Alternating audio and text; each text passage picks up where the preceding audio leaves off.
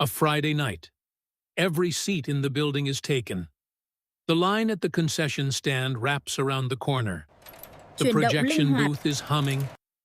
The car park outside is full. By any measure, this looks like a business at its absolute peak. And the owner might still lose money this month. That is not a hypothetical designed to shock you. It is the lived reality of thousands of cinema operators around the world. And the reason it happens tells you something genuinely strange and important about how money actually moves through an industry most people assume straightforward. You buy a ticket, you watch a film, the theater makes a profit. The logic seems airtight. It is not even close. Before we get into numbers, we need to be clear about what kind of business a movie theater actually is, because it is Analyzing not the one data thing. from both. The word cinema covers a range of operations with dramatically different financial lives. At one end, you have the independent single-screen theater. These are often old buildings, sometimes cultural landmarks, operating in lease spaces in smaller towns or city neighborhoods. The ownership structure is usually simple, one person or a small family, and the upfront cost to get started, particularly if you are converting an existing space rather than building from scratch, can begin below $1 million. The trade-off is that these theaters have almost no bargaining power. They take whatever licensing terms the film distributors offer them, and they cannot buy supplies in bulk at any meaningful discount. The Then you data have clearly small shows a local substantial multiplexes increase. with 2 to 5 With these screens flexible serving strategies, regional we're communities positioned for or significant secondary growth. cities. These require more capital, typically somewhere between $500,000 and $1.5 million. But they can spread their operating costs across more screens and offer audiences a choice of what to see, which matters for foot traffic. Large chain cinemas, the ones you see in shopping centers with 12 or 14 screens, and a lobby the size of an airport terminal, are a different business altogether. These operators negotiate at scale. They can get supply deals, favorable lease terms, and their size gives them leverage with film distributors in a way that a single-screen independent simply cannot access. Their startup costs run into the millions. Then Here there is are your meal, luxury ma'am. theaters, Enjoy which the have show. quietly become one of the more Thank you, that was interesting very bets smooth. in the industry. You're welcome. These venues strip out the standard rows of fixed seats and replace them with wide, motorized reclining chairs, often paired with full food and alcohol service delivered directly to your seat. They deliberately reduce how many people fit in each auditorium. And counterintuitively, they often make more money per showing than a packed traditional cinema. Finally, premium large-format screens. The IMAX experience being the most famous operate under a specific kind of partnership. The IMAX Corporation does not own or run most IMAX theaters. Instead, Premium. it licenses this its one. projection and sound technology to That's quite a cinema price. operators, takes an Worth it for the upfront fee, experience. and then collects a percentage of every ticket sold on that screen for the life of the agreement. The theater gets a premium product that commands a higher ticket price. IMAX gets a recurring revenue stream without bearing the cost of building anything. Understanding these differences matters because the economics are not the same across the board. What is true for a 12-screen multiplex in a metropolitan shopping mall is not true for a converted art house theater in a mid-sized regional city. They share a name, but not a financial reality. Here is the first moment where the dream and the reality diverge. People who want to open a movie theater often think about the experience, the smell of popcorn, the darkened auditorium, the shared thrill of a crowd watching something together.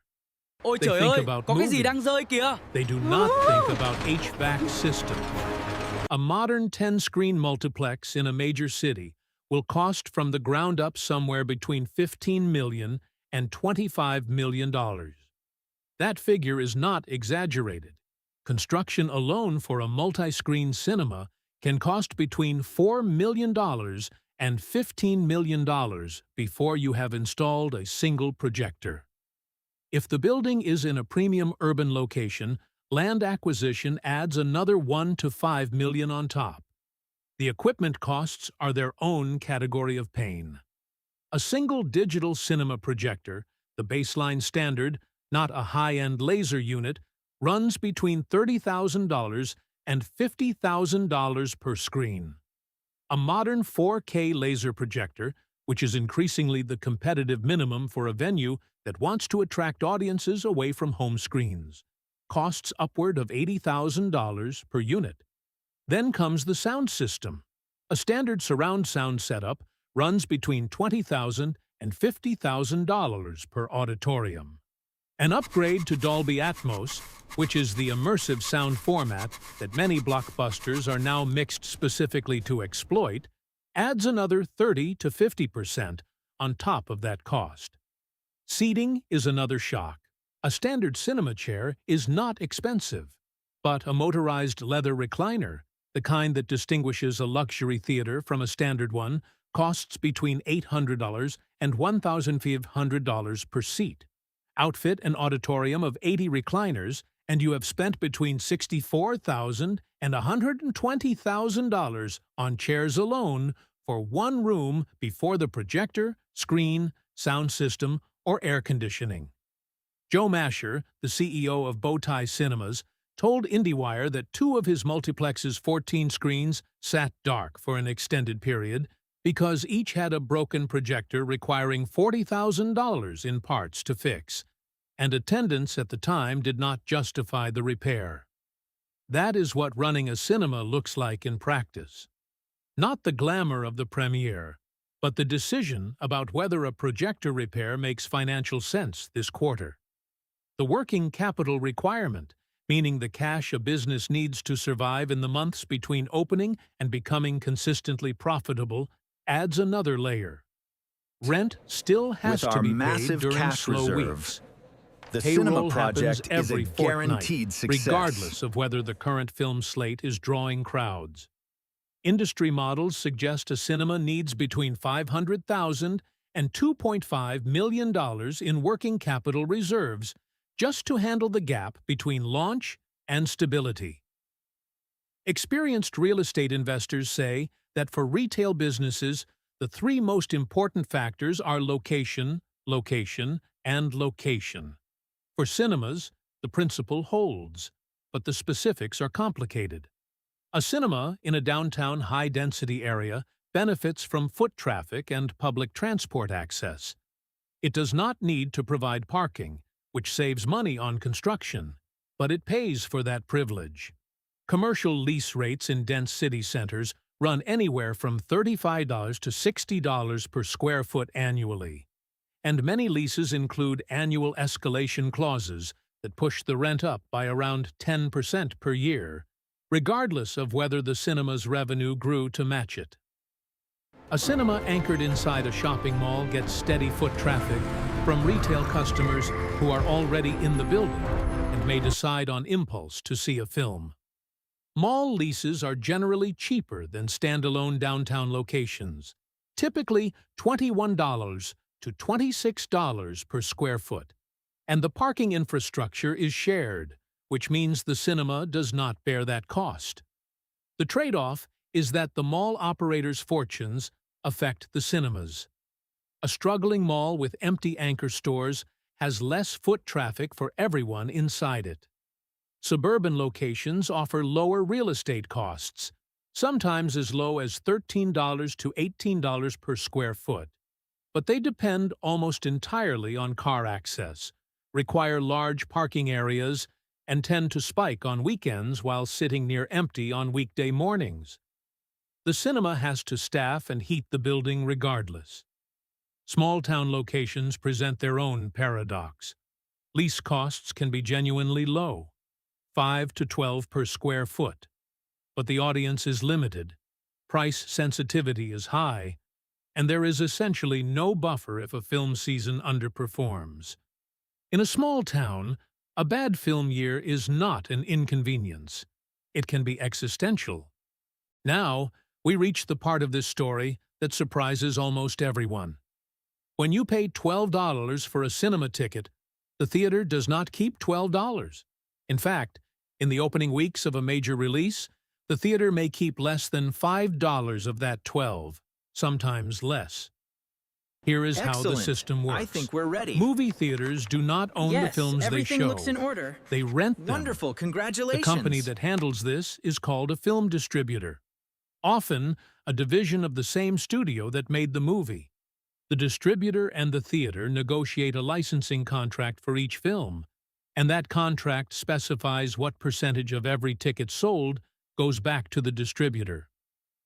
For standard releases in the middle of their run, the split averages roughly 50 to 55% to the distributor, leaving the theater with 45 to 50% of each ticket. That is the baseline for major blockbusters in their first week. The opening weekend of a Marvel film, a Star Wars release, a major franchise sequel, the distributor's share climbs significantly. Studios know that the biggest attendance will come in the first 7 to 14 days, when the cultural conversation is loudest. They price that leverage accordingly. In the first week of a major release, the studio's share of each ticket can reach 60 to 65%, leaving the theater with 35 to 40 cents of every dollar spent at the box office. There is a further complication. Blockbuster licensing contracts often include what industry people call floor requirements. The theater is contractually obligated to keep the film showing on its largest screen for a minimum of 3 to 4 consecutive weeks, regardless of how attendance is tracking by week 2. If the film opens to massive numbers and then drops sharply, which happens regularly, the theater is still committed to running it on premium real estate that could have been allocated to something with a better revenue split. The net effect is this. The films that generate the longest line are often the films generating the thinnest margins per ticket for the theater. The blockbuster brings the crowd.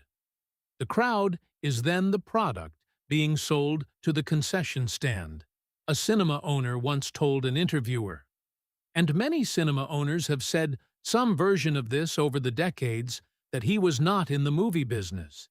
He was in the popcorn business. The movies were there to bring him customers. This is not a figure of speech. It is the actual financial structure of the industry. The gross margin on a large bucket of popcorn is extraordinary by any standard. The raw ingredients, corn kernels, coconut oil, flavoring, and the paper tub cost somewhere between 30 and 40 cents to produce. The bucket retails cup, for liquid with ice $8.50 and fizz. to $9.50. At most major cinemas, the markup is more than 1,200%. The gross profit margin on that single transaction exceeds 90%. A large fountain drink costs the theater less than 35 cents to produce. Carbonated water, flavored syrup, a cup, a lid, and a straw. It sells for $6 to $7. The margin is comparable to popcorn. Academic research on exhibition economics has found that concessions account for roughly 20% of a theater's total gross revenue, but represent between 40 and 85% of its total operating profit. Every dollar from concessions stays entirely with the theater. There is no distributor taking a share. There is no sliding scale licensing agreement. A $9 tub of popcorn is, in the language of finance, a clean transaction. The architecture of the cinema lobby is not accidental. The concession stand is placed between the entrance and the auditoriums. The display cases are illuminated. The menu boards are positioned at eye level with smell as the primary marketing tool.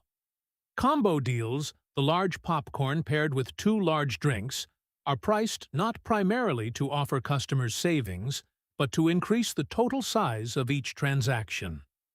The perceived value is accounts real, are balanced. but Time the to join the pricing is crowd. carefully constructed Tickets, to please. maximize how Watch your much step, cash please. each patron leaves Popcorn on the for counter. everyone. Approximately 70% of moviegoers make a purchase at the concession stand. For a cinema operator, that number is everything. It is what determines whether a given showing was actually profitable. In recent years, the smarter end of the cinema industry has made a counterintuitive bet. They have been removing seats, A standard auditorium fitted with traditional fixed chairs might hold 200 people. Convert that same room to motorized recliners, and you might fit 80. You have eliminated 60% of your seating capacity. By conventional retail logic, you have cut your maximum revenue per showing by 60%. Except, that is not what happens. The luxury seat commands a ticket premium. Where a standard seat might sell for $12, a recliner seat is priced at $15 to $20. The auditorium that used to seat $200 and charged $12 per ticket had a maximum theoretical revenue of $2,400 per showing if sold out. The converted auditorium As you seats can 80 see, people at attendance $18 numbers per have ticket, risen a significantly theoretical following the maximum renovation. of $1,440. But, and this is the critical variable, the converted auditorium fills more consistently. Research on luxury cinema conversions has found that the renovation can increase average attendance by 40 to 80% compared to the pre-conversion baseline. An 80-seat recliner auditorium running at 80% occupancy, 64 seats, earns more per showing than a 200-seat traditional room running at 30% occupancy, 60 people. And the recliner patron, who has already paid a premium to be there, tends to spend more at the concession stand. The industry overall has reported that well-executed recliner conversions increase total revenue per showing by 20 to 30%, even after accounting for the seat reduction. The logic that more seats equal more money turns out to be wrong once you account for the relationship between comfort, occupancy rates, and per-patron spending. Revenue is only half the equation. The other half is the monthly weight of what it costs to stay open, regardless of whether anyone shows up. The electricity bill is the first surprise. A multi-screen cinema is an enormous consumer of energy. The air conditioning alone required to manage the thermal load of hundreds of people in sealed, darkened rooms accounts for 45 to 55% of the total electrical consumption of the building. The United States Department of Energy data places movie theaters among the highest energy intensity commercial buildings in the country, with a median consumption of $112,000 BTU per square foot per year. For a large multiplex that translates to monthly electricity costs in the tens of thousands of dollars, 12 months of the year, slow weeks included. Staffing is the other major variable cost. A cinema requires multiple overlapping workforces, ticketing staff, concession workers, ushers, cleaning crews who turn around each auditorium between showings, projection technicians who manage the digital servers and ensure the technical playback is correct, and management across all of these functions. Because cinema attendance is highly clustered. Friday and Saturday evenings are packed, Tuesday mornings are not. Scheduling labor efficiently is a genuine operational challenge. Overstaffing during slow periods erodes margins. Understaffing during peak periods damages the customer experience and reduces concession revenue. Lease payments are fixed. Whether the cinema sells out every showing for the month or runs at 15% occupancy during a weak January, the landlord receives the agreed rent. For a cinema in a shopping mall Filters paying in and $25 secured. per square foot on 30,000 Looks square feet good. of space, Efficiency that up is 10%. $750,000 per year, approximately $62,000 per month, going out the door before a single ticket is sold. Maintenance never stops. Projection equipment requires regular calibration, filter replacements, and technical servicing to meet the digital cinema playback standards that distributors require. Carpets in high-traffic areas need regular deep cleaning and periodic replacement. Recliners, mechanical systems, cup holders, and seat controllers break down and require repair or replacement. A high-end motorized seat can cost up to $1,000 to replace when it fails. Commercial kitchen equipment for theaters offering food service has its own maintenance cycle. All of these costs, rent, utilities, payroll, maintenance, insurance, licensing fees, marketing, continue at roughly the same level whether the cinema is in the middle of a blockbuster summer or grinding through a slow February with minimal releases on screen. The cinema business runs on a deeply uneven calendar, and this is one of the structural vulnerabilities that outside observers consistently underestimate. The industry has two reliable peak periods. The summer corridor, roughly May through August, is when Hollywood concentrates its biggest releases, knowing that school holidays drive family attendance and that the heat sends people indoors looking for 2 hours of air-conditioned entertainment. The second peak Chào mừng mọi is người the đến với buổi holiday thuyết trình đêm season, nay. mid-November Wow, through anh to ta thật New linh hoạt. Year's, when studios Tuyệt vời. release prestige films chasing awards attention alongside family blockbusters targeting school break audiences. During these windows, a well-positioned cinema can run at 60 to 80% occupancy. Concession sales are high, and the combination can generate enough operating surplus to sustain the business through the rest of the year. The shoulder seasons are brutal. January and February are historically the weakest months in the theatrical calendar. Studios use these months to dump films they have limited confidence in or hold back entirely while the calendar resets. A cinema facing a weak January must cover its full fixed overhead, rent, utilities, payroll on a fraction of its peak revenue. The cash it generated in December is the cash keeping it alive in February. This seasonal imbalance creates a business that is structurally dependent on a small number of very good weeks each year. A cinema that has 3 weak summer weekends does not make that back in September. A cinema that has 2 slow holiday weekends cannot absorb the shortfall the following month. The financial architecture requires peak periods to perform. When they do not for any reason, the damage is disproportionate. Theater operators are in economic terms downstream distributors. They do not create the product. They do not finance it, develop it, or control its release date. They simply exhibit what Hollywood decides to make, and when Hollywood decides to release it. This dependence creates a risk that no amount of good local management can entirely offset. When the major studios produce a weak slate, whether because of creative failures, production delays, or external disruptions, theater attendance drops across the entire industry simultaneously. Regardless of how well any individual cinema is run, the writers and actors' strikes that ran through much of 2023 reduced the pipeline of new films significantly, with their effects felt into 2024 and 2025 as productions that were halted took time to complete and reach release. The box office in 2024 came in at approximately $8.5 billion, down 3% from 2023 and still well below the pre-pandemic peak.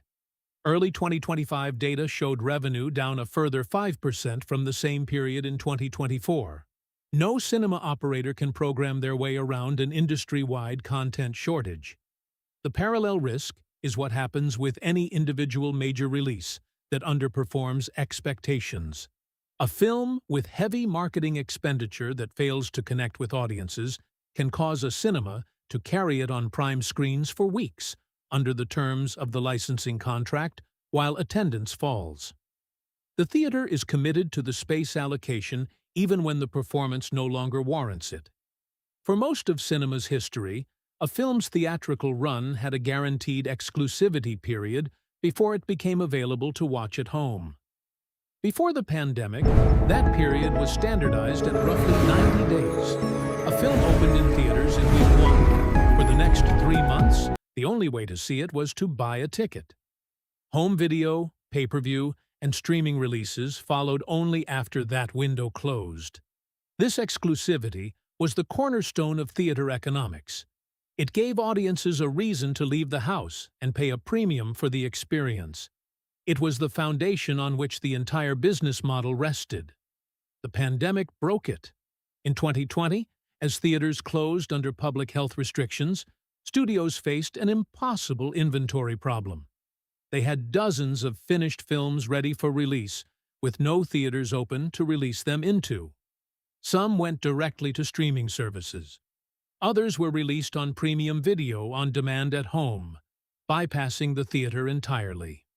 AMC, the largest cinema chain in the United States, eventually agreed to a deal with Universal Pictures that allowed films to move to home rental after as few as 17 days, a radical departure from the 90-day standard.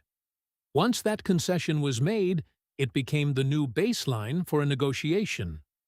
By 2024, research across 85 wide-release films found that the average theatrical window had fallen to 32 days, down more than 13% from 37 days just the year before.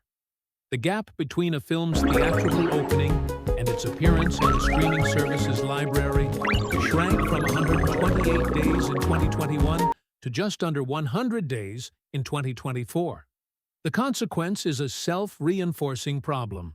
An audience that knows a film will be available to stream within 3 to 4 weeks has a genuine choice to make. For casual moviegoers, the calculus shifts. The incentive to see something this weekend, rather than waiting for it to appear in your living room, weakens. Weaker opening weekends lead studios to pull films from theaters faster. Faster removal means shorter runs. Shorter runs reinforce the sense that theaters are transitional rather than essential. In March 2020, nearly every movie theater on Earth closed simultaneously. For an unknown period, with no revenue and no certainty of when it would end, the fixed costs did not pause. Leases did not pause. Most loan obligations did not pause.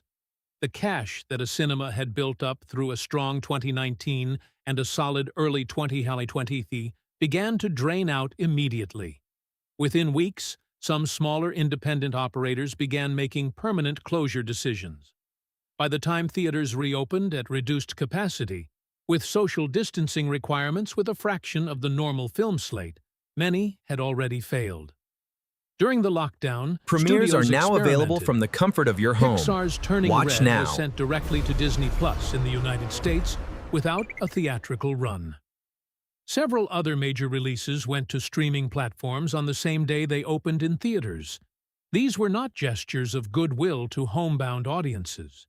They were studios discovering that a direct-to-consumer distribution model with no theater to share revenue with was financially viable and potentially preferable for certain types of content. AMC closed 106 theaters between 2019 and 2023. Cinemark closed 53. The privately held Regal Cinema chain filed for bankruptcy protection in September 2022 and emerged from that process with approximately 150 fewer locations than it had entered with. The cinemas that survived did so through a combination of government support programs, emergency financing, and eventually the return of audiences who discovered that watching a major film at home on a television is a genuinely different experience from watching it in a large auditorium with an audience. The cinemas that have emerged from the last 5 years in reasonable shape share a few identifiable characteristics. They have invested in premium experiences. If you cannot compete with a streaming service on convenience, compete on the experience itself. A 65-inch television in a living room cannot replicate a laser projector throwing 4K images onto a 30-foot screen with Dolby Atmos sound filling every cubic inch of air around you. The theaters that have upgraded their core technology and their seating are giving audiences something genuinely unavailable at home. They have built loyalty programs that convert occasional visitors into habitual ones.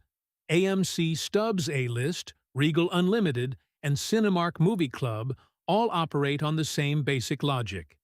Pay a flat monthly fee, typically between $20 and $24, and see up to 3 films per week. The program turns infrequent visitors into regular ones. Regular visitors are reliable concession customers. Predictable monthly subscription revenue provides a cash flow baseline that helps smooth the seasonal peaks and valleys. They have diversified what they show. Major sporting events, boxing, mixed martial arts, football championships, broadcast live in a cinema with a premium sound system. draw audiences that would not otherwise attend. The Taylor Swift concert film, released in 2023 and distributed directly through a partnership with AMC Theaters rather than a major studio, earned over $261 million globally. The revenue split approximately 57% to Swift and distribution, 43% directly to the exhibiting theaters, was substantially more favorable to cinemas than the typical blockbuster arrangement. That one release demonstrated a model for bypassing the traditional studio-distributor relationship entirely.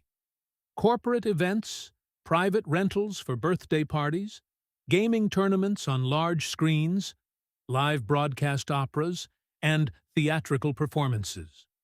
These are all revenue streams that use existing infrastructure during the hours and days that would Rất tốt. otherwise generate nothing. Thiết kế này tuyệt To make vời. this concrete, consider a standard Saturday at an 8-screen multiplex operating at 65% occupancy.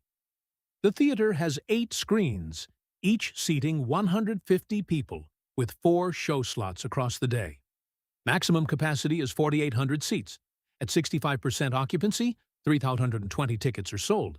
At an average ticket price of $12.50, gross ticket revenue for the day is $39,000. The distributor takes 55% of that, $21,150.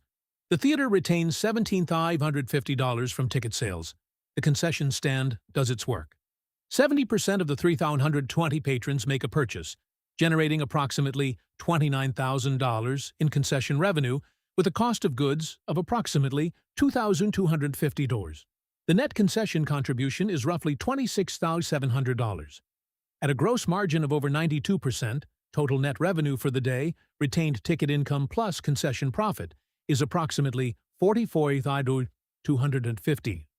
Against this, the operating costs of that single day include a daily portion of the monthly lease, utilities for running the HVAC and projection systems, payroll for ticketing staff, concession workers, ushers and cleaning crews, supplies, maintenance reserves, insurance, and marketing. These operating costs total Đầu tiên là approximately các ngày trong tuần, chúng ta có một cột làm việc bận rộn. $5,160 for the day. Để cân bằng, chúng ta cần một ngày nghỉ, đó chính là ngày thứ Bảy vàng này. But that Hãy sắp xếp Saturday lại kế must hoạch. carry every slow Tuesday in January when ticket sales are minimal and the concession stand is quiet.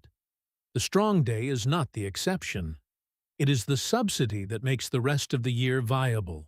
The cinema industry is not dying. The claim has been made so many times over the past century by television, by video rental, by the DVD, by on-demand streaming, that it has become something of a running joke inside the exhibition business. But it is changing, and the direction of change is visible. The high-volume, low-cost, high-density multiplex model, many seats, cheap tickets, low experience quality, volume-dependent profits, is under genuine pressure. Theaters operating in that segment of the market face rising costs, shrinking ticket margins, and audiences with more at-home options than ever before. The theaters that are investing in premium experiences, loyalty, relationships, and alternative programming are proving that the audience for shared communal screen experiences has not disappeared. It has become more selective. People who choose to leave their homes, pay for parking, pay for tickets, and pay for concessions in 2025 are making a deliberate choice. They are choosing the cinema for what it offers Parameters look that nothing good. else does. The scale, the sound, Calibration complete. the darkness, and the strange Outstanding. intimacy of watching something alongside strangers who laugh and gasp at the same moments. That experience has a price. Building, running, and maintaining the physical environment that delivers it costs vastly more than most people who have never owned a cinema would guess. And most of the money to fund it comes not from the film on the screen, but from the popcorn in your hands. The next time you are standing at the concession counter calculating whether the large is worth it, it probably is for you. And it is almost certainly essential for them. There is a specific kind of knowledge that cinema owners carry around with them that almost nobody else has. They know with precision that the experience of watching a film is not actually their core product. The film is a delivery mechanism. The real transaction is everything that surrounds it. This sounds cynical, but it is not meant to be. The film matters enormously. Not because it generates margin, Tôi có vé but rồi. because it generates presence.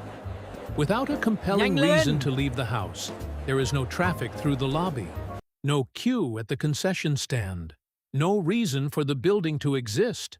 A great film year is valuable to a cinema operator precisely because it brings people who then buy popcorn. Consider the complete financial life of a single customer on a Friday night. She buys one ticket online, paying a booking fee that typically goes to a third-party ticketing platform rather than the theater. She arrives, parks if she is in the suburbs, and walks through the lobby.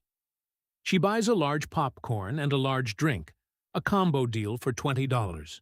She finds her recliner seat, adjusts it, and watches a 2-hour film. The cinema keeps somewhere between $4 and $5 of her $12 ticket after the distributor's share. It keeps approximately $18 of her $20 concession purchase after the cost of the raw goods.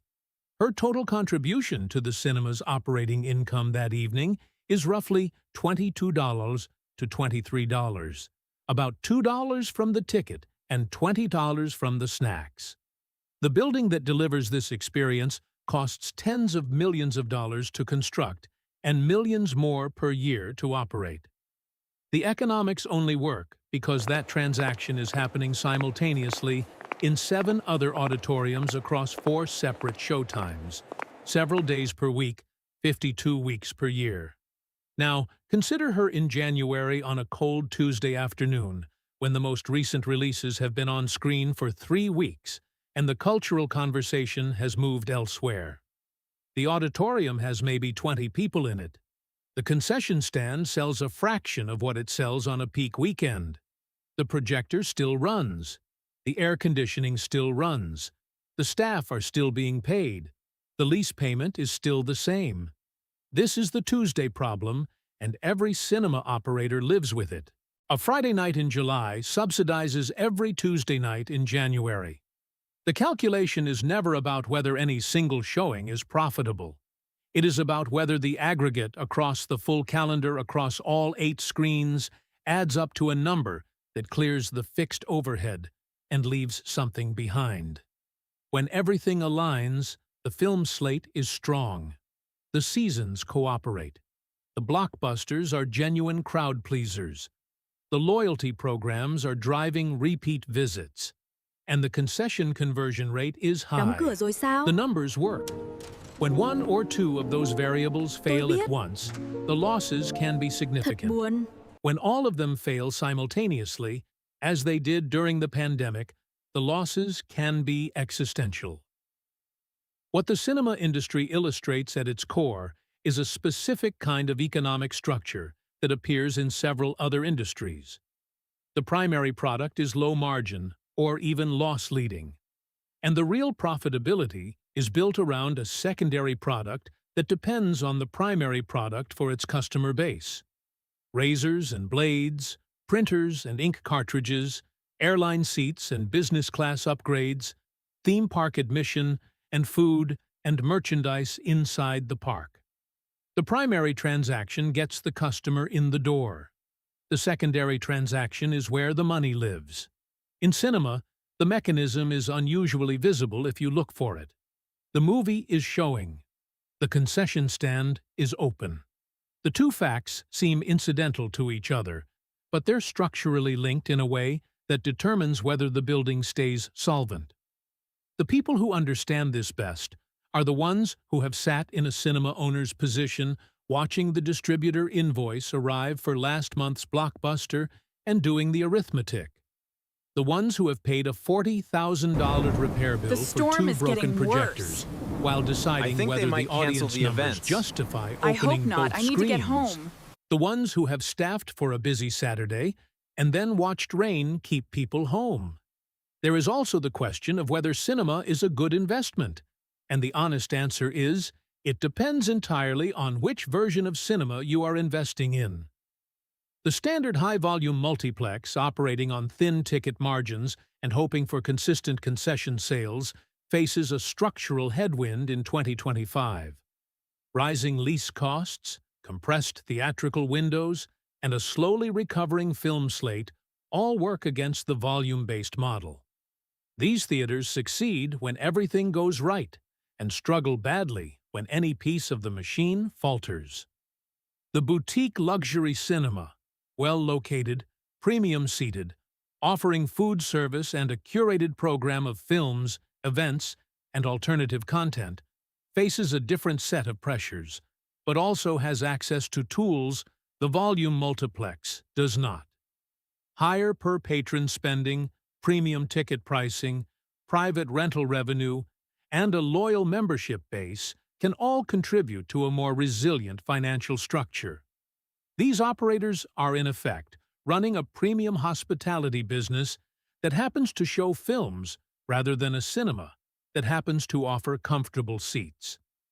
The third category, the alternative Chào mừng mọi người đã content đến. venue, Hôm nay chúng ta sẽ progressively khám phá nhiều điều programs thú vị cùng concerts, nhau. sports, gaming events, and corporate functions alongside traditional film releases is the most interesting development in exhibition economics in the past decade.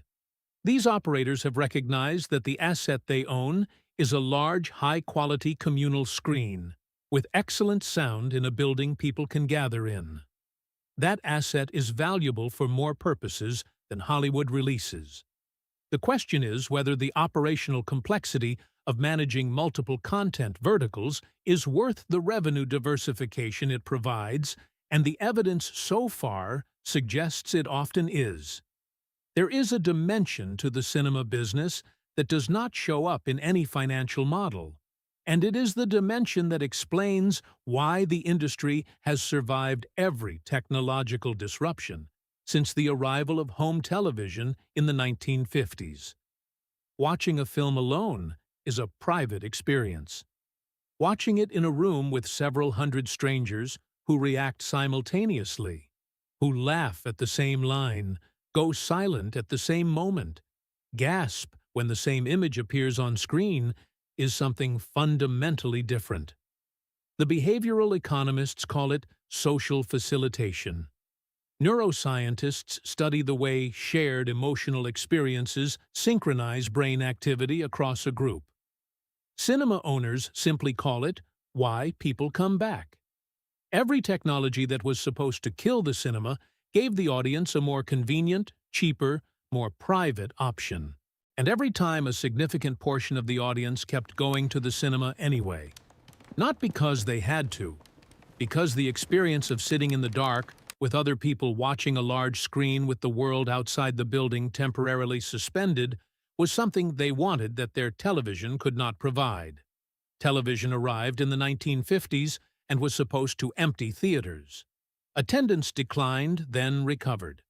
The VCR arrived in the 1980s and was supposed to eliminate the theatrical market. The theatrical market grew. DVD and then Blu-ray offered studio-quality home viewing. Box office revenues continued to climb. Netflix and streaming arrived in compressed theatrical windows, and the industry is navigating that challenge now with some genuine difficulty, but also with evidence that audiences still value the cinema experience when it is delivered well.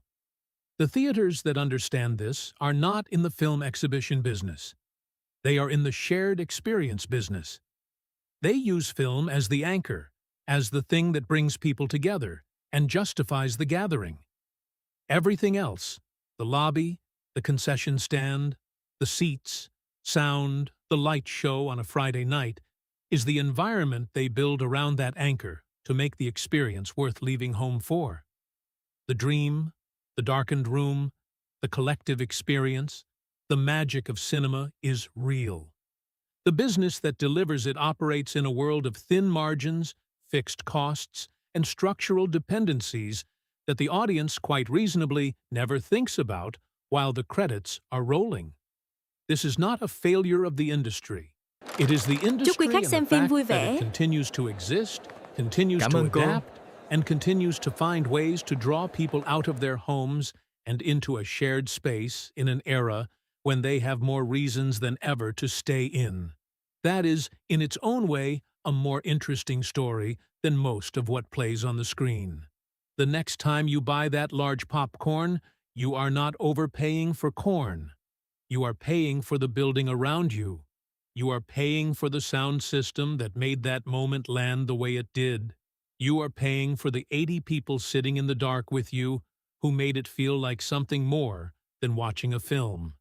And somewhere in an office doing spreadsheets at 11 in the morning, a cinema owner is very grateful that you did.